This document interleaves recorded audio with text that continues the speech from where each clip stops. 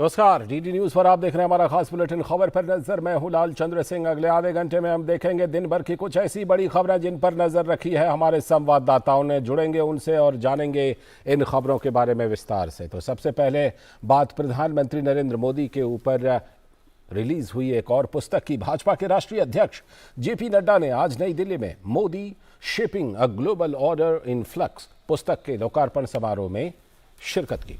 उन्होंने कहा कि पीएम मोदी ने जो फैसले लिए उससे दुनिया में भारत की छवि बदली है। विश्व स्तर पर भारत ने अहम भूमिका निभाई है। जेपी नड्डा ने कहा कि पीएम मोदी ने वसुधैव कुटुंबकम के विचार को लागू किया है और किसी को मदद की जरूरत होती है तो भारत सबसे पहले आगे आता है।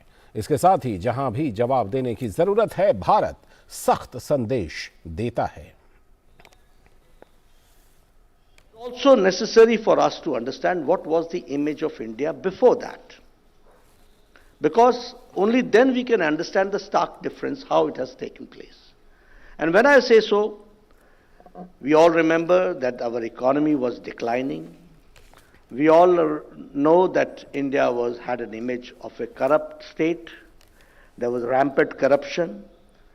There were repeated terrorist attacks at that point of time, and there was lack of stable government.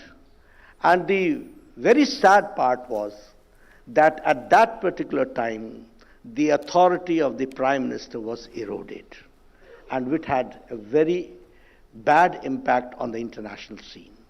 That was the situation which we saw at that point of time.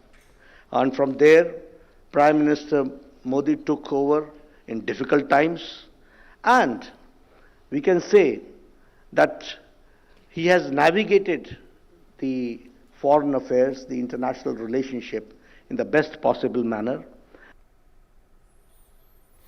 तो प्रधानमंत्री मोदी पर यह पुस्तक का लोकार्पण हुआ है। हमारे संवाददाता शैलेंद्र मिश्र इस खबर पर और ज्यादा जानकारी देने के लिए हमारे साथ जुड़ चुके हैं। शैलेंद्र, इस पुस्तक की एक खासियत तो हम अपने दर्शकों को बता दें कि इसकी प्रस्तावना विदेश मंत्री एस जयशंकर ने लिखी है, और क्या क्या कुछ खास है इस पुस्तक में, और इस पुस्तक के लेखक प्रमुख तौर पर कौन कौन है? जी देखिए, 3 प्रमुख तौर पर संपादन किया है इस किताब का, जिसमें बीजेपी के जो विदेश विभाग के प्रमुख हैं विजय चौथाई वाले, वो भी उसमें शामिल है। और अब जैसा कि आपने बताया कि प्रस्तावना विदेश मंत्री ने लिखी है। दरअसल इस किताब में ये बताया गया है कि कैसे प्रधानमंत्री नरेंद्र मोदी की अगुवाई में जो फैसले लिए गए, जो उनकी अगुवाई में 2014 के बाद सत्ता में आने के बाद जो विदेश नीति में जो बदलाव आया, उसकी वजह से भारत के जो सहयोगी देश हैं उनके साथ संबंध प्रगाढ़ हुए हैं और नए संबंध भी बनाए गए हैं। इसके साथ ही साथ ये भी बहुत प्रमुखता से बताया गया कि दुनिया भर में दरअसल भारत को देखने को लेकर जो एक छवि है वो बदली है, क्योंकि आज भारत को एक मददगार देश के तौर पर देखा जाता है कि जब कहीं भी संकट होता है तो सबसे पहले भारत आगे आता है। हमने देखा कोरोना काल के दौरान कैसे भारत ने न केवल अपनी चुनौतियों बल्कि दुनिया के तमाम देशों की चुनौतियों का सामना करने में मदद की।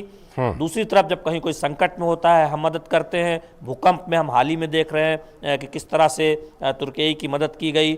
तो इस तरह से भारत की जो एक छवि बदली है, एक मजबूत देश के तौर पर, एक ऐसे देश को तौर पर जो किसी संकट में पड़े हुए देश की मदद करता है। और साथ ही साथ अब भारत की जो विदेश नीति है वो किसी वोट बैंक की पॉलिटिक्स से निर्धारित नहीं होती, जिसका जिक्र बीजेपी के राष्ट्रीय अध्यक्ष जेपी नड्डा ने अपने संबोधन में किया कि अब भारत के प्रधानमंत्री इजराइल भी जाते हैं, फिलिस्तीन भी जाते हैं और एक स्टैंड लेने वाले, एक अपना रुख साफ करने वाले देश के तौर पर छवि हुई है। जब चाहे किसी को अच्छा लगे या ना लगे, भारत बहुत स्पष्ट सोच के साथ वैश्विक मुद्दों पर अपनी बात रख रहा है। और एक बात और है, इस किताब की समीक्षा करते हुए, आकलन करते हुए, जिस बात को बीजेपी के राष्ट्रीय अध्यक्ष जेपी नड्डा ने रेखांकित किया कि दरअसल 9 वर्षों में दुनिया भर में जो भारत की साख बढ़ी है उसकी तुलना हमें करनी होगी उससे पहले क्या हालात थे, जब आतंकी घटनाओं से देश में तमाम जगह घटनाएं हुई थी।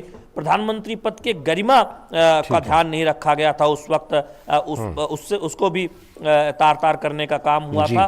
और भारत की जो छवि थी वो एक करप्ट स्टेट के तौर पर हुई थी। तो दरअसल इस सबका जिक्र भी आज बीजेपी के राष्ट्रीय अध्यक्ष ने अपने संबोधन में किया। शैलेंद्र, इसमें जाहिर सी बात है कि जो तुलनात्मक समीक्षा है वो तो है ही। एक तरह से कहें तो पिछले 9 साल से नरेंद्र मोदी की जो सरकार केंद्र में है, प्रधानमंत्री के तौर पर वो हैं, तो पिछले 9 साल की विदेश नीति का एक तरह से लेखा जोखा मान सकते हैं इस किताब को? निश्चित तौर पर दरअसल हमने देखा कि देश में जो कुछ हुआ है, जो बदलाव आए, उस पर बहुत कुछ लिखा और पढ़ा गया है प्रधानमंत्री नरेंद्र मोदी के 2014 में सत्ता संभालने के बाद केंद्र में। लेकिन दुनिया भर में जो भारत की छवि बदली है या विदेश मामलों में जो भारत ने अहम भूमिका निभाई है उसमें उतना लिखा पढ़ा नहीं गया है। और ये किताब दरअसल ये रेखांकित करती है, उस विमर्श की ओर ले जाती है कि दुनिया अब ये मान रही है कि पिछले 9 वर्षों में जो भारत में विकास हुआ है और दुनिया में जो छवि भारत की है उससे बदली है, और भारत ने जो भूमिका निभाई है तमाम महत्वपूर्ण मौकों पर, उससे यह दिखाई देता है कि प्रधानमंत्री नरेंद्र मोदी की सफल नीति जो रही है विदेश नीति उनकी अगुवाई में, उससे तमाम देश के साथ भारत के संबंध और प्रगाढ़ हुए हैं, नए संबंध मजबूती से बने हैं और वैश्विक मंचों पर भारत की साख बढ़ी है, अहम भूमिका भारत को मिली है। आज जिसका जिक्र बीजेपी के राष्ट्रीय अध्यक्ष जेपी नड्डा कर रहे थे कि पहले जब भारत पाकिस्तान की बात होती थी तब एक ही ब्रैकेट में रख के बात होती थी। आज पाकिस्तान अलग थलग है, आतंकी घटना, आतंक के मामले में भारत की उससे कोई तुलना ही नहीं होती, भारत उससे बहुत आगे माना जाता है। तो दरअसल दुनिया का पूरा नजरिया भारत को देखने को लेकर बदला है। बहुत बहुत शुक्रिया शैलेंद्र, जुड़ने के लिए इस खबर पर और विस्तार से हमें जानकारी देने के लिए बहुत बहुत आपका शुक्रिया। तो हमारे संवाददाता शैलेंद्र मिश्र जुड़े थे प्रधानमंत्री मोदी पर लोकार्पण हुई इस किताब के बारे में जानकारी देने के लिए। और अब हम बढ़ते हैं अगली खबर की तरफ, और अगली खबर जो है वो सुप्रीम कोर्ट से। चुनाव आयोग के बाद सुप्रीम कोर्ट से भी उद्धव ठाकरे गुट को झटका लगा है। सुप्रीम कोर्ट ने शिंदे गुट को बड़ी राहत देते हुए निर्वाचन आयोग के फैसले पर रोक लगाने से इनकार कर दिया है। सुप्रीम कोर्ट ने स्पष्ट किया कि फिलहाल शिंदे गुट के पास ही शिवसेना का नाम और निशान रहेगा, वहीं उद्धव ठाकरे के पास उद्धव बाला साहब ठाकरे नाम और मशाल चुनाव चिन्ह होगा। इसी के साथ कोर्ट ने शिंदे गुट और चुनाव आयोग को नोटिस भी जारी कर 2 हफ्ते में जवाब मांगा है। तो वहीं उद्धव गुट को जवाबी हलफनामा भी देने के लिए कहा गया है।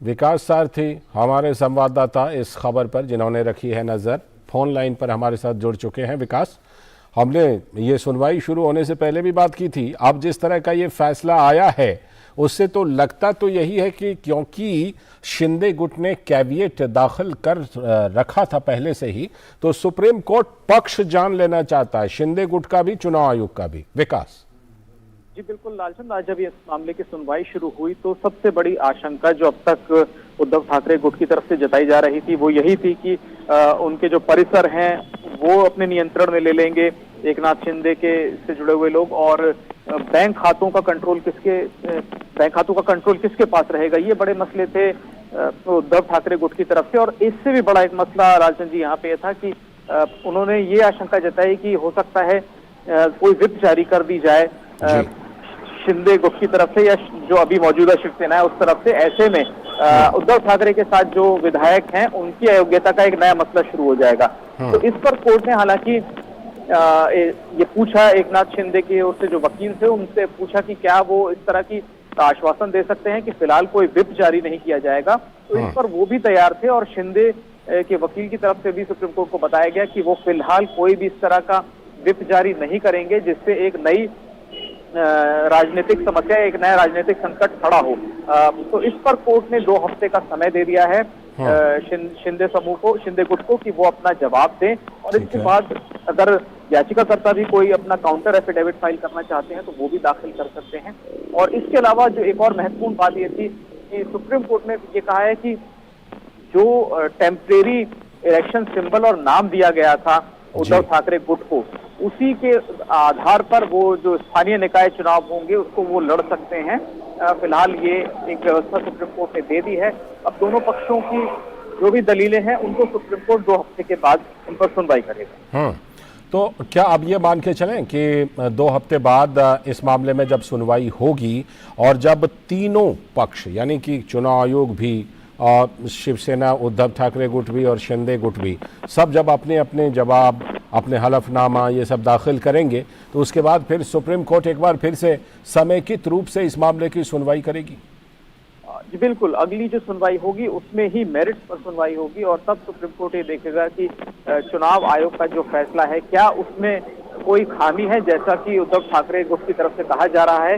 तब उस आदेश की सुप्रीम कोर्ट एक तरीके से न्यायिक समीक्षा करेगा कि क्या ये इसमें जो आरोप लगाए जा रहे हैं याचिकाकर्ताओं की तरफ से उनमें कितना दम है, जो आयोग ने फैसला लिया है जिन मटेरियल्स के आधार पर लिया है क्या वो काफी हैं। इन सारी चीजों पर सुप्रीम कोर्ट बाद में विचार करेगा। लेकिन दो बातें यहाँ पर कोर्ट ने एकदम साफ कही कि हम इस वक्त किसी भी तरह से कोई इंटरिम स्टे नहीं दे सकते बगैर दोनों पक्षों को सुने हुए।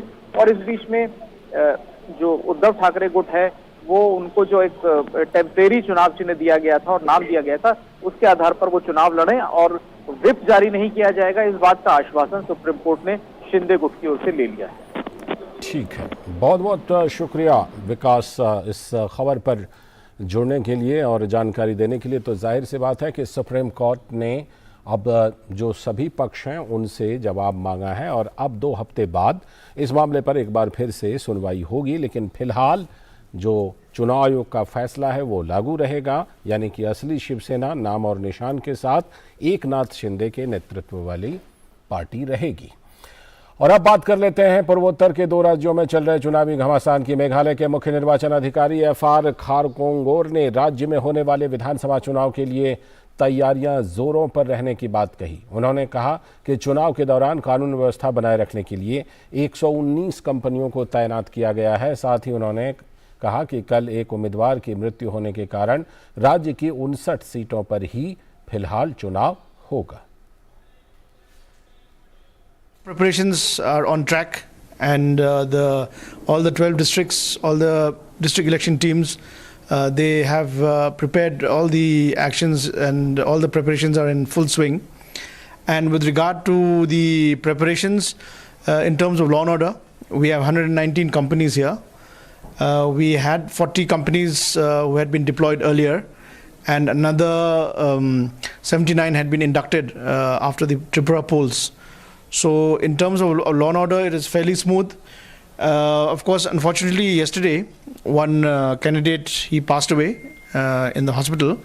So that is in Soyong constituency in East Khas Hills district.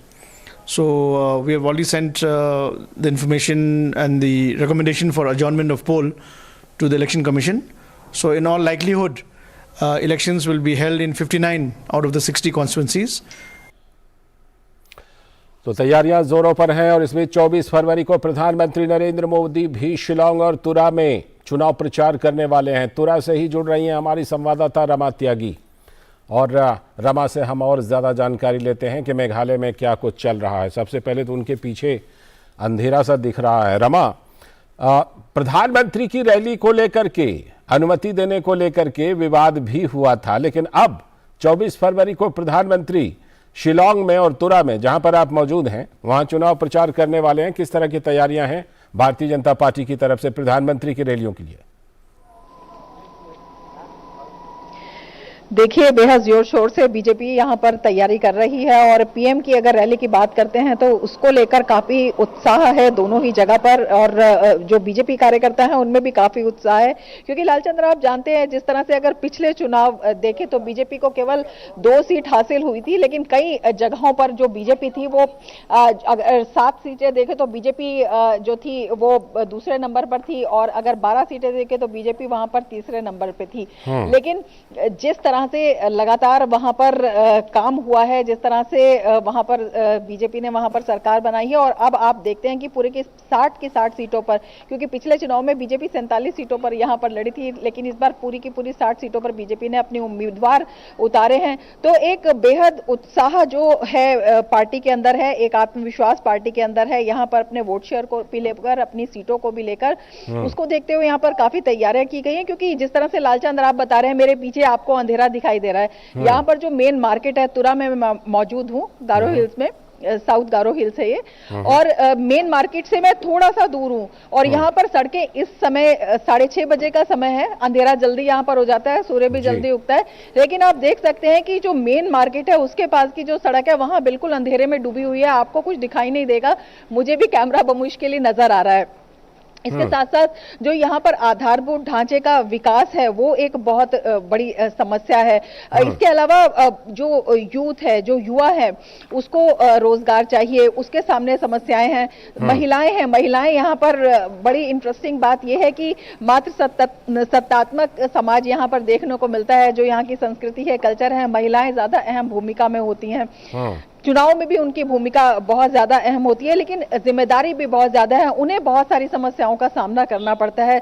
तो ये सब चीजें लेकर जो केंद्र की योजनाएं हैं उन्हें बीजेपी एक बड़ा मुद्दा बना रही है। जो विकास है उसको मुद्दा बना रही है, जो भ्रष्टाचार के खिलाफ एक अभियान है उसको मुद्दा बना रही है कि केंद्र से जो योजनाएं आती हैं वो उस तरह से यहाँ पर इंप्लीमेंट नहीं हो पाती हैं जो कि होना चाहिए। तो इन सब चीजों को लेकर काफी जो बीजेपी कार्यकर्ता है उनमें उत्साह है। और प्रधानमंत्री मोदी की रैली या जनसभा तो आप जानते ही हैं लालचंद्र कि लोग उन्हें देखने के लिए उमड़ते हैं, लोग उनकी बातों में कितना विश्वास करते हैं। तो बेहद उत्साह के साथ यहाँ के आम लोग भी और जो पार्टी है उसमें भी एक नई ऊर्जा है कि प्रधानमंत्री की जब रैली यहाँ पर होगी। और जिस तरह के आपने विवाद की बात की, पहले यहाँ पर अनुमति नहीं दी गई, उसको लेकर भी बीजेपी ने कई गंभीर आरोप लगाए थे और कहा था कि जिस तरह से गृह मंत्री अमित शाह की रैली हुई है, प्रधानमंत्री की जो रैली है उसको देखते हैं पहले से ही जो यहाँ की वर्तमान सरकार है हालांकि बीजेपी की सहयोगी रही है, लेकिन अब दोनों अलग चुनाव लड़ रहे हैं। तो बीजेपी का ये कहना था कि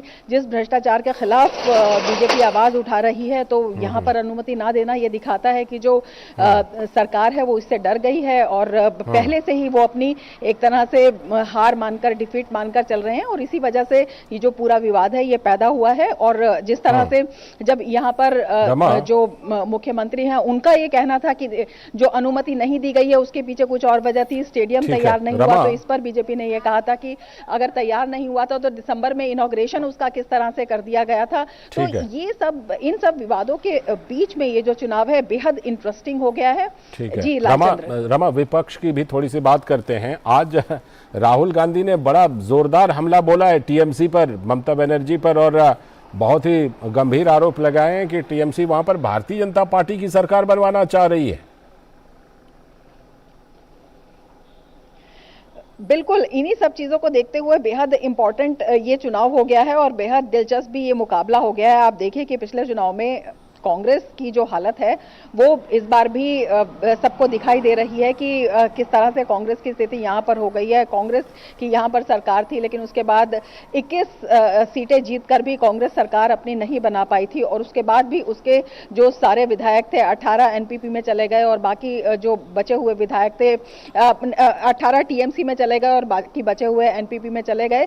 तो कांग्रेस के पास जो है इस वक्त जो मुद्दा है उसकी बहुत बड़ी कमी है। जो आधार को बचाए रखना है, जो उनका खिसक गया है उसको किस तरह से वापस लेकर आए, वो एक बहुत बड़ी चुनौती है। तो इसमें जो इस तरह के बयान सामने आते हैं वो जो चुनावी लड़ाई है उसको और जो हकीकत के समीकरण है उनको बेहद दिलचस्प बना देते हैं। अगर आप पूरे उसमें देखें कि जिस तरह से कांग्रेस ने जिस तरह के वादे किए हैं, जिस तरह से चुनाव दिया है, कभी कांग्रेस का भी यहाँ पर अच्छी खासा आधार हुआ करता था, लेकिन उसके बाद जो स्थिति हुई है उसका कोई जवाब नहीं है। और जिस तरह से आप देखिए कि नेशनल पॉलिटिक्स जब देखते हैं तो तब जो है कांग्रेस का भी और टीएमसी का भी रुख कुछ और होता है। जब राज्य की पॉलिटिक्स होती है तब जो है स्टेटमेंट्स एकदम बदल जाते हैं। तो ये जो बदलाव है, ये जो ट्विस्ट आता है, ये अपने आप में बड़े सवाल खड़े करता है। तो उसको देखते हुए काफी इंटरेस्टिंग इसे भी कहा जा सकता है देखना कि किस तरह से देखा जाए कि किस तरह से ये जो चुनावी बयान है या जो चुनावी लड़ाई है ये किस तरह के रुख आगे लेती है। क्योंकि बहुत समय पहले जब बातचीत हुई थी तो इस तरह की बातें हुई थी कि क्या टीएमसी और कांग्रेस एक दूसरे को सपोर्ट करेंगी, लेकिन अब जिस तरह की बात हो रही है उसमें ये लोग एक दूसरे को किस तरह से करते हैं, किस तरह से जो मुद्दे हैं उनको बुझाने की कोशिश कर रहे हैं या जो खोई हुई जमीन है उसे वापस तलाशने की कोशिश कर रहे हैं, वो बेहद अहम है। टीएमसी की आपने बात की है तो टीएमसी का भी आज ममता बनर्जी की भी यहाँ पर में रैली हुई थी और जिस तरह की जो सवाल उन्होंने उठाए हैं या जिस तरह के स्टेटमेंट्स उन्होंने दिए हैं या जिस तरह की बातें उन्होंने की है तो उससे जो है देखिए हर दल जो है वोट के लिए अपनी अपनी बात करता है, ठीक है। जो वोटर्स है उसको लुभाने की ठीक है, कोशिश चलिए भी रमा, करता है, बहुत शुक्रिया। लेकिन उन बयानों में जिस तरह का विरोधाभास नजर आता है वो उन पर एक बहुत बड़ा सवाल खड़ा कर देता है। लालचंद, ठीक है, बहुत बहुत शुक्रिया रमा, आपसे आगे भी जानकारी लेते रहेंगे। मेघालय में 27 को मतदान होना है, आप वहां पर हैं तो लगातार जानकारी लेते रहेंगे। फिलहाल आपका बहुत बहुत शुक्रिया। और मेघालय के बाद दूसरे पूर्वोत्तर राज्य की बात नागालैंड की, जहां विधानसभा चुनाव के लिए वहां पर भी प्रचार जोरों पर है। स्टार प्रचारक वोटरों को लुभाने की कोशिश में लगे हुए हैं। राजनीतिक दल राज्य की प्रगति, बुनियादी ढांचे का विकास, सामाजिक सुरक्षा और स्थायी शांति जैसे मुद्दों का वादा कर रहे हैं। मुख्यमंत्री और नेशनल डेमोक्रेटिक प्रोग्रेसिव पार्टी के नेता नेफ्यू रियो, प्रदेश भाजपा अध्यक्ष तमजेन इमना और कांग्रेस नेता शशि थरूर राज्य में चुनाव प्रचार कर रहे हैं। हमारे संवाददाता नीरज सिंह जो कि दीमापुर में हैं, वो हमारे साथ जुड़ चुके हैं। नीरज, दीमापुर में आप हैं, ये बताइए कि नागालैंड में ऐसा भी दौर रहा है नीरज, जहां पर कि बहुत सारी सीटों पर चुनाव होता ही नहीं था, एक ही पार्टी के या किसी गुट के लोग खड़े होते थे और उसके बाद उनको निर्विरोध ज्यादातर सीटों पर चुन लिया जाता था। ये बड़ा बदलाव इस बार नागालैंड के विधानसभा चुनाव में आप देख रहे हैं कि लगभग सभी सीटों पर चुनाव हो रहे हैं। देखिए, बिल्कुल बड़ा बदलाव है लालचंद, और हालांकि ये भी कहेंगे कि एक निर्विरोध जो उम्मीदवार है वो भी चुना गया है भारतीय जनता पार्टी से, और उसके पीछे लालचंद एक कारण है। कारण यह है कि नागालैंड के अंदर अगर आप देखें तो एक गांव की जो परंपरा है वो काफी सशक्त है। गांव में एक जीवी होता है, जीवी आप जस्ट लाइक समझिए कि जैसे गांव का जो हमारे गांव का प्रधान होता है, लेकिन यहाँ पर जो जीवी की जो परंपरा है वो वंशानुगत है। एक अगर जीवी है तो उसके बाद उसका जो पुत्र होगा, जो उत्तराधिकारी होगा, वो जीवी बनेगा, और उसके बाद ये परंपरा चलती रहती है। और गांव में जो जीवी है उसकी बात का वैसे ही महत्व है जैसे कि किसी राजा का महत्व होता है। यहाँ तक कि गांव के जो झगड़े हैं, गांव के अंदर जो भी विकास के काम होना है, उसमें जीवी की भूमिका सबसे महत्वपूर्ण होती है। यही कारण है कि पहले पॉलिटिकल पार्टियां क्या करती थी कि जीवी को सेट कर लेती थी गांव के, और उसके आधार पर वो अपने कैंडिडेट उतार देती थी, और जहां गांव के जीवी जिसको सपोर्ट करते थे या जिसकी लिए वोटिंग की अपील करते थे, पूरा का पूरा गांव एक मुश्त होकर उसको वोट कर देता था। दूसरा कोई भी उम्मीदवार खड़ा नहीं होता था। यही कारण है कि ज्यादातर यहाँ पर जो उम्मीदवार है वो निर्विरोध चुने जाते थे। लेकिन अब कल्चर चेंज हुआ है, दूसरे जो नए युवा हैं वो सामने आए हैं। राजनीति में भी बदलाव नागालैंड की देखने को मिला है। आपने देखा होगा कि नागालैंड की राजनीति किस तरह की है कि यहाँ पर वोटिंग में सबसे ज्यादा महिलाएं बढ़ चढ़कर हिस्सा लेती है, लेकिन आज तक नागालैंड की विधानसभा में एक भी महिला उम्मीदवार नहीं है, एक भी एमएलए आज तक नागालैंड से नहीं बनी है। भारतीय जनता पार्टी ने राज्यसभा की सांसद नागालैंड से बनाई है, ये पहली महिला है, लेकिन विधानसभा में अभी तक एक भी विधायक महिला नहीं है। तो ये कह सकते हैं कि एक ट्रेडिशनल नागालैंड की एक परंपरा रही है जहां पर पुरुष वर्चस्व से रहा है, लेकिन राजनीति में बदलाव हो रहा है। इस बार 4 महिला कैंडिडेट है, और इनमें से अगर कोई जीतता है तो निश्चित तौर पर नागालैंड के अंदर जो इतिहास है वो रखा जाएगा अगर कोई महिला जीतती है, क्योंकि अभी तक कोई भी महिला यहाँ से जीती। दूसरी लालचंद, अगर राजनीति की बात करें, निश्चित तौर पर भारतीय जनता पार्टी और एनडीपी वो लगातार यहाँ पर विकास की बात कर रहे हैं, नागा शांति की बात कर रहे हैं। पूर्वोत्तर जो पूर्वी नागालैंड जो अभी तक विकास की दौर से कह सकते हैं कि अछूता है, उसके विकास को लेकर एक कमेटी गठित करने की बात कर रहे हैं कि आगे पूर्वी नागालैंड का विकास किस तरह से होगा, उसी आधार पर वो वोट मांग रहे हैं। और कांग्रेस पार्टी ये कह रही है कि नागालैंड में विकास हुआ ही नहीं है, और तो कांग्रेस पार्टी अगर सत्ता में आएगी तो विकास उस तरीके से किया जाएगा जिस तरीके से दूसरे राज्यों में होगा। नीरज, जैसा कि हमने देखा है कि पिछली बार एनडीपी जो है वो बीजेपी के साथ मिलकर के बहुत आराम से सत्ता में आ गई थी। इस बार कुछ चुनौती मिलती हुई दिख रही है किसी पार्टी के द्वारा या किसी पार्टियों के गठबंधन के द्वारा, ऐसी कोई चुनौती वहां पर नागालैंड में नजर आ रही है? देखिए, बिल्कुल चुनौती निश्चित तौर पर है, क्योंकि राजनीति में भी कहते हैं कि एक एक सीट लालचंद काफी महत्वपूर्ण होती है। छोटी जो पॉलिटिकल पार्टियां हैं, अगर हम जदयू की बात करें, एलजेपी की बात करें, एलजेपी इस बार जोर शोर से चुनावी मैदान में है। कई सारी सीटों पर एलजेपी ने अपने उम्मीदवार उतारे हैं, और जनता है उनके बीच में भी वो अपनी जो पैठ है बनाने में लगातार कोशिशें कर रहे हैं। दूसरी अगर कांग्रेस पार्टियां, दूसरी एनपीएफ और एनपीपी, इन पार्टियों की बात करें तो ये अगर 2-2, 3-3 सीटें भी ले लेती है तो मुश्किलें हो सकती है बड़ी पॉलिटिकल पार्टियों के लिए। इसीलिए बार बार इनको जो अपने चुनावी प्रचार है वो काफी तेज रखना पड़ रहा है। आप देखते हैं भारतीय जनता पार्टी की तरफ से प्रधानमंत्री 24 तारीख को यहाँ पर दीमापुर में बड़ी जनसभाएं करने वाले हैं। जेपी नड्डा यहाँ पर आए, अमित शाह यहाँ पर आए, दूसरे जो भारतीय जनता पार्टी के दूसरे लीडर को लगातार यहाँ पर कर रहे हैं। उस मामले में कांग्रेस जरूर पिछड़ती दिखाई दे रही है, क्योंकि इस समय क्या कांग्रेस को राहुल गांधी की सबसे ज्यादा जरूरत है, और राहुल गांधी यहाँ पर नहीं पहुंचे। इस बात का मलाल कांग्रेसियों को भी है जब हमने उनसे बात की। ठीक है, चलिए आगे आपसे और जानकारी लेते रहेंगे। नागालैंड से जब 27 तारीख को मतदान होगा तो आपसे और ज़्यादा जानकारी लेते रहेंगे। इस बीच में फिलहाल आपका बहुत बहुत शुक्रिया नीरज, जुड़ने के लिए और विस्तार से जानकारी देने के लिए। और इसी के साथ आज के खबर पर नज़र में इतना ही। पूरी टीम को दीजिए अनुमति, लेकिन डीडी न्यूज़ पर खबरों और कार्यक्रमों का सिलसिला लगातार जारी है। नमस्कार।